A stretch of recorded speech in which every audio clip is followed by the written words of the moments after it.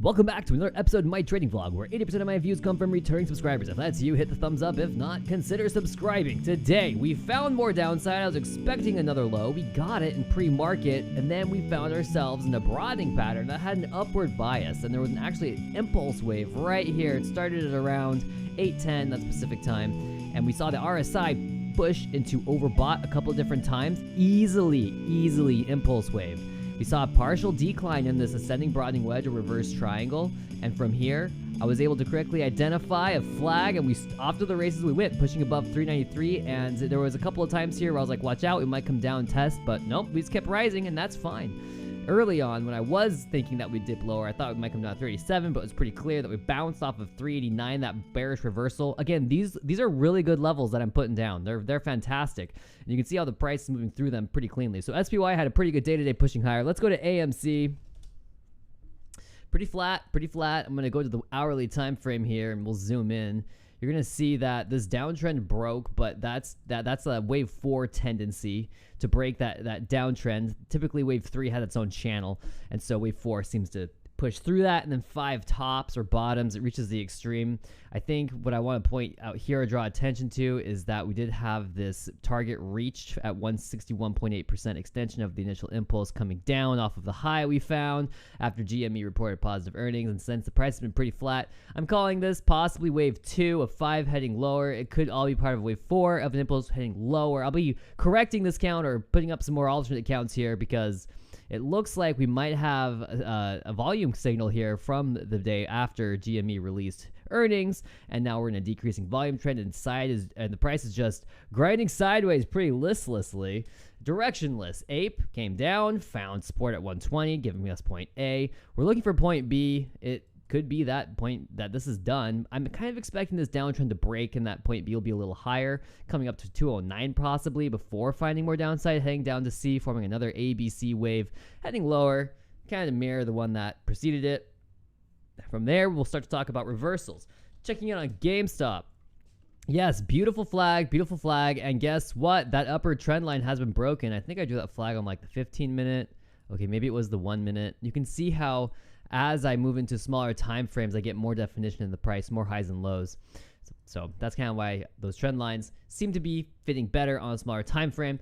Price pushing a little bit higher, finding some resistance at $24. I am expecting $32.90 out of this thing. I really am, unless the markets crash, which could really happen at any time. There's like any number of disasters that could cause that, but I'm not feeling as bearish as I have been on SPY, and I'm favoring my analysis that we actually have more impulse. One more impulse heading higher on a larger degree, and then we'll find our big dump. I've been going over that for a long time though, so I'm serious. Watch the old videos. It's not like they get bad. Go back and watch the videos from a week ago. It's great. There's a lot of information there. I don't always cover the same stuff, and it's hard for me to always provide that kind of information.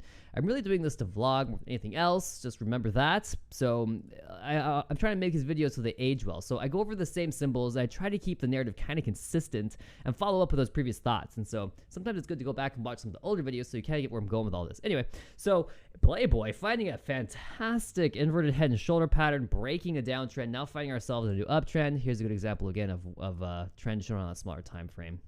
It's gonna like whoop. At any rate, I am really happy with how this is looking. Volume is starting to pick up a little bit. Implied volatility is starting to favor the upswing, I think, a little bit. So you can see that implied volatility is actually a downtrend until the price bounced at that uptrend near $2. Now we're creeping higher. This is really good for my position. It really is. I'm going to pull up SLV next. I didn't make any money SLV. I lost $12 in SLV this week. Even though I got the price action right, I did not trade it very well, and that's okay. I repositioned to risk less capital, and I'm happy I did that because we reached 21.50, 21.60, and then the price reversed, kind of listed sideways. I was hoping to get like a dollar rally today, but we didn't get that. We got the sideways grind, and so I'm thinking it's possible that we get a little bit of bearish retracement. Not really bearish retracement, but that we get a retrace before we push higher in the metals, and it's possible that we even come down back to 21. 2096 seems like it'd be a good spot for that to be. I'm going to be going over this wave count and updating it as well this weekend, so stay tuned because this thing is looking awesome. You're thinking, Cap, that's a rising wedge, and I'm saying, everyone told you that was a bearish thing, but it's not necessarily bearish. It's not. You just got to read the right books. But yeah, there's definitely something here that needs to be analyzed to distinguish it from a rising wedge. And that would be the alternating, corrective, or motive wave patterns. So that was the big ones. Let's go take a look at Tesla. I've been expecting Tesla to rise. We did find a bottom finally towards 174. We're bouncing now.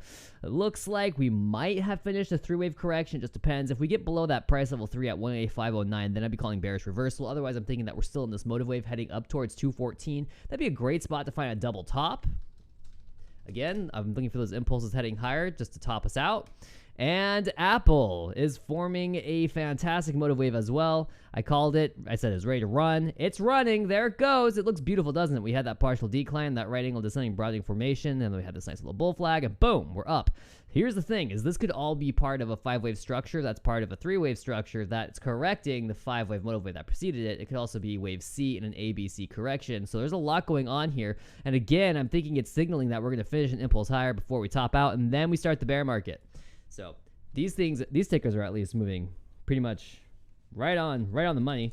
Looking at bond yields, it looks like bond yields are bouncing around 3.3%. Dollar strength, I've been forecasting a drop in the dollar. I was bullish and I flipped bearish, and sure enough, the bearish flip was a great call. We've definitely reached that wave 3 target. Now, wave 4 can come up to wave 1, but it can't go through that price range, and that happens at 103.46. So that would be the maximum wave 4 retracement. That was the bearish continuation level.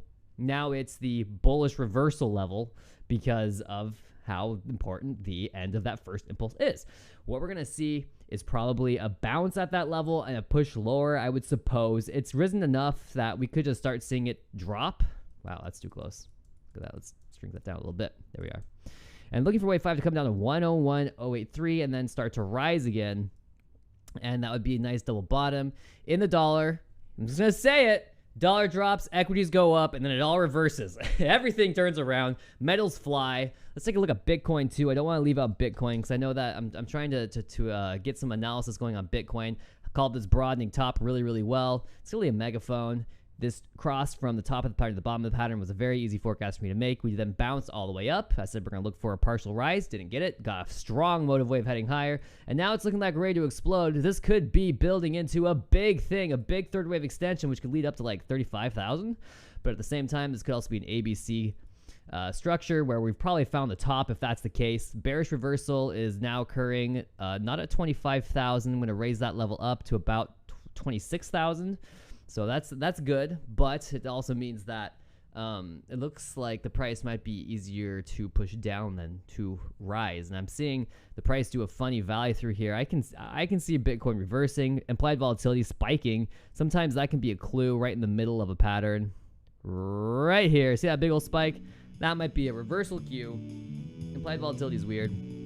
Don't even ask right now because, well, go ahead and ask. Yeah, go ahead and ask. Yeah, ask me in the comments. Ask me questions in the comments. Make comments. Do it. GLD. Whew. Pushing higher, finding support on the prior uptrend. Looking very toppy. Looks like a double top, doesn't it? We'll have to wait for the price to drop below 180 before that confirms.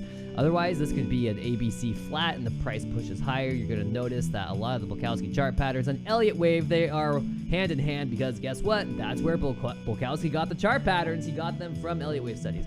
Anyway, so this has been today's video. I'll be making lots of videos over the weekend, following up a lot of stuff. I haven't really busy, so we're working on a way to make these videos a little bit faster, a little sooner, or more frequently, probably more frequently, because what I really want to do is cover a few things really well, but do it a lot more often instead of trying to make these videos all at the same time. Okay, bye.